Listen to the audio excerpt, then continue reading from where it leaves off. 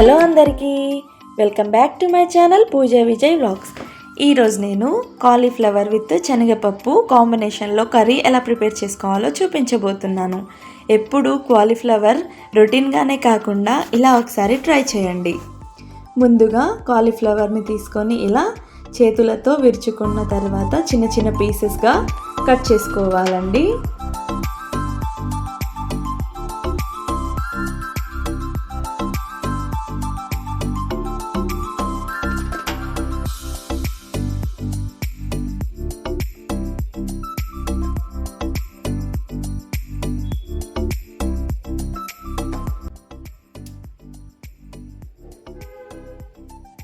ఇలా అన్నింటినీ కట్ చేసుకున్న తర్వాత ఒక బాండీలోకి వేసేసుకోవాలి.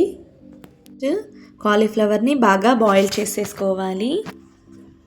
తర్వాత ఒక హాఫ్ కప్ నేను శనగపప్పుని తీసుకున్నాను. అందులోకి వాటర్ వేసి ఒక హాఫ్ అన్ అవర్ వరకు నానబెట్టుకోవాలండి. నెక్స్ట్ చూడండి, మన కాలీఫ్లవర్ బాగా బాయిల్ అయిపోయింది.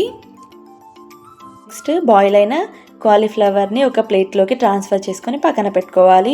నెక్స్ట్ స్టవ్ ఆన్ చేసి బాండీ పెట్టుకోవాలి.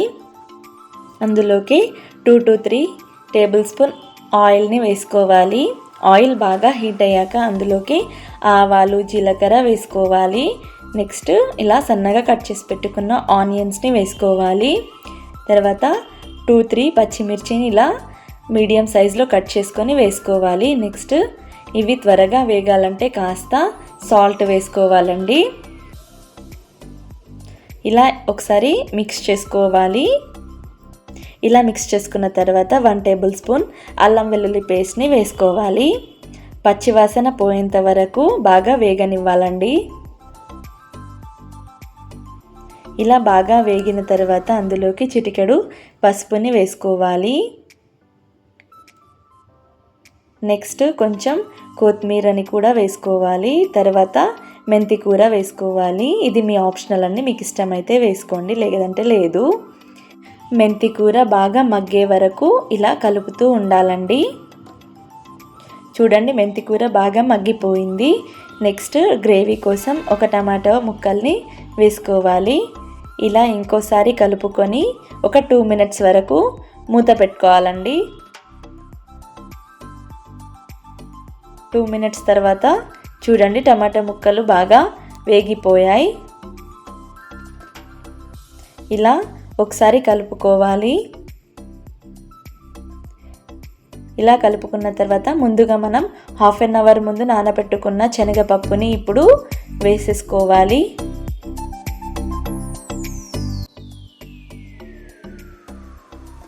ఇలా వేసుకున్న తర్వాత ఒకసారి బాగా మిక్స్ చేసుకోవాలి.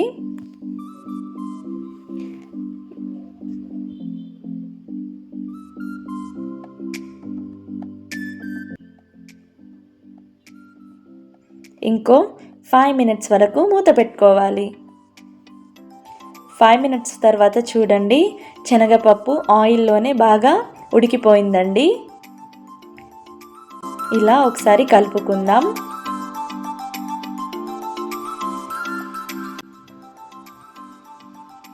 నెక్స్ట్ అందులోకి మనం ముందుగా బాయిల్ చేసి పెట్టుకున్న కాలీఫ్లవర్ని కూడా యాడ్ చేసుకోవాలి. ఇలా మంచిగా మిక్స్ చేసుకోవాలి.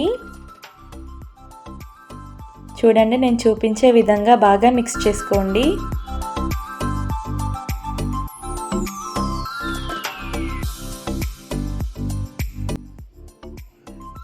ఇలా మిక్స్ చేసుకున్న తర్వాత ఇంకో 5 minutes వరకు మూత పెట్టుకోవాలి. 5 minutes తర్వాత చూడండి, కాలీఫ్లవర్ కూడా ఆయిల్లో బాగా ఉడికిపోయిందండి. ఒకసారి ఇలా మిక్స్ చేసుకోవాలి. నెక్స్ట్ అందులోకి 2 టేబుల్ స్పూన్ కారంని యాడ్ చేసుకోవాలి.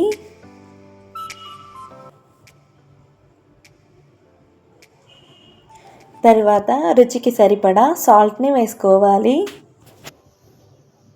తర్వాత 2 టేబుల్ స్పూన్ ధనియా పౌడర్ని యాడ్ చేసుకోవాలండి.